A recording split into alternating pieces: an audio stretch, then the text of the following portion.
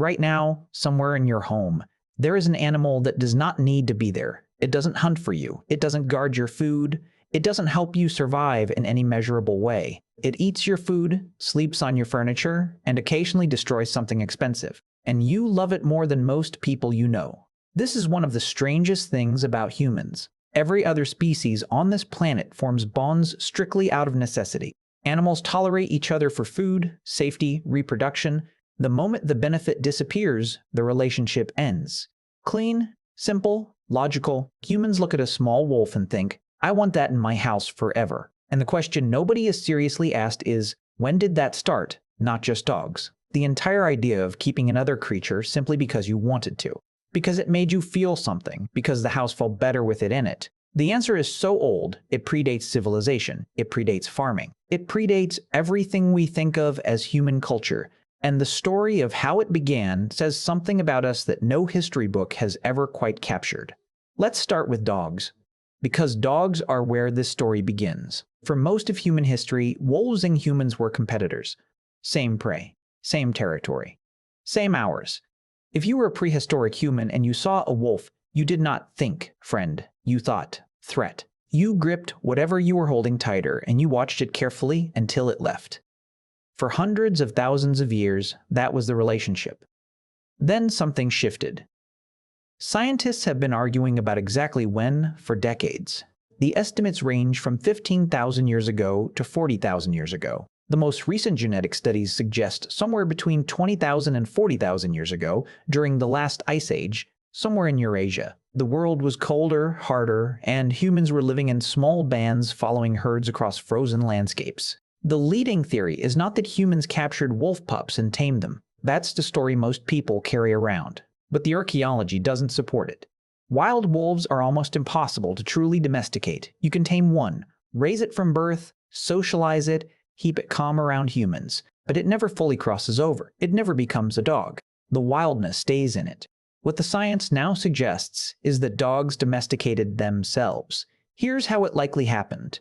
Humans, especially during the Ice Age, wasted almost nothing, but even the most efficient hunter-gatherers left scraps, bones, fat, remnants of a kill that wasn't worth carrying. These piles attracted wolves, not the bold, aggressive wolves. Those stayed away or tried to steal and got killed for it. The wolves that benefited were the ones with a slightly different temperament, less afraid of humans, more tolerant of proximity, willing to linger at the edges of a camp rather than bolt the moment a human moved. Those wolves got more food.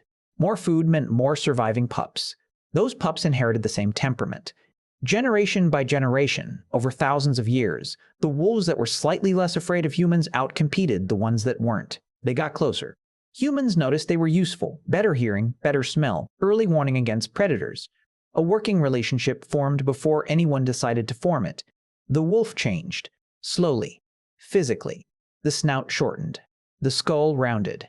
The eyes changed shape in a way that, to a human brain, reads as expressive, readable, almost emotional. The wolf had become something new. Not wild, not fully tame.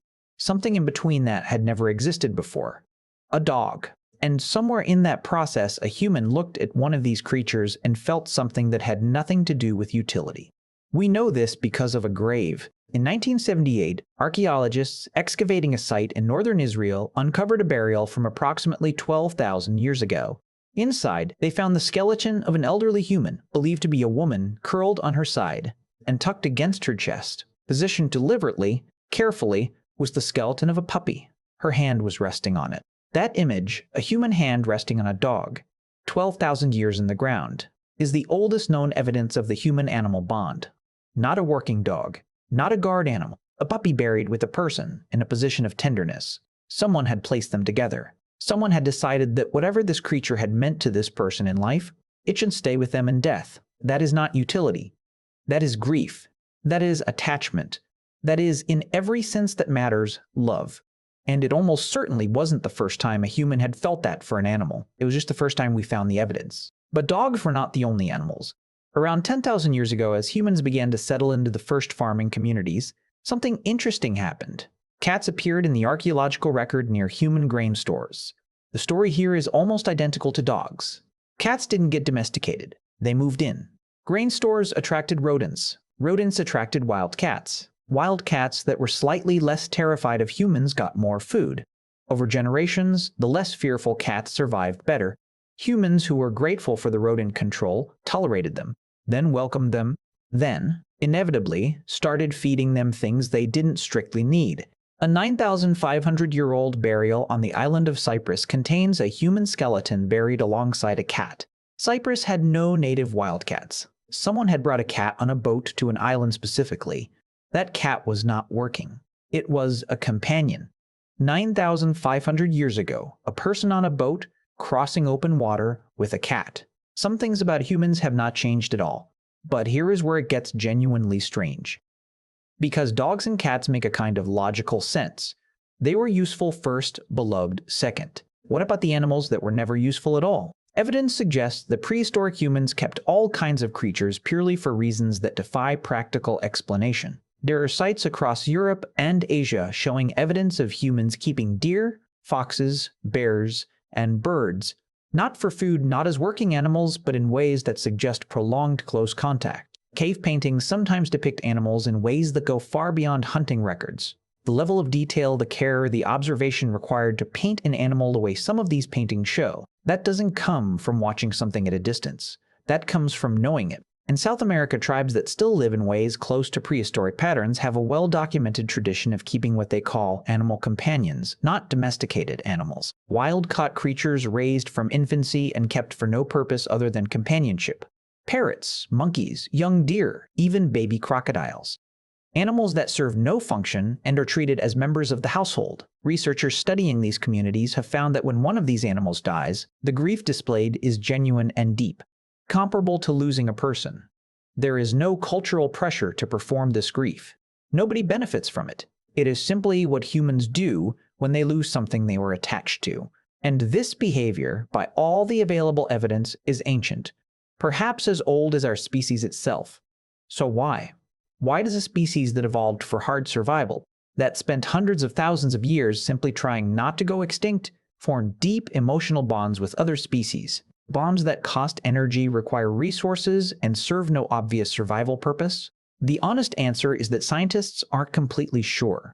But there are some compelling theories. One is that the same neural wiring that makes humans attached to infants, the round faces, the large eyes, the small bodies, the helplessness, gets triggered by certain animals. A puppy's face, a kitten's face, activates the same brain regions as a baby's face. The caregiving instinct misfires, if you want to call it that, onto creatures that aren't human. We can't help it. The response is automatic. Another theory is social. Humans are deeply social animals who evolved in small, tight-knit groups. The need to bond, to attach, to have something that needs you and responds to you. The need doesn't switch off. In a world before everything we now have to fill our time, an animal that responded to you, that showed recognizable emotion, that came to you when called, that filled something real. A third theory, and perhaps the most interesting, is that our bond with animals is part of what made us human in the first place. That living alongside dogs changed how we hunted, how far we could range, how much food we could secure. That the relationship wasn't just emotionally beneficial, it was cognitively expanding. Humans who bonded with dogs had access to a set of senses they didn't possess. For tens of thousands of years, we quite literally perceived the world differently because we had dogs in it. The animal didn't just get domesticated, we did too.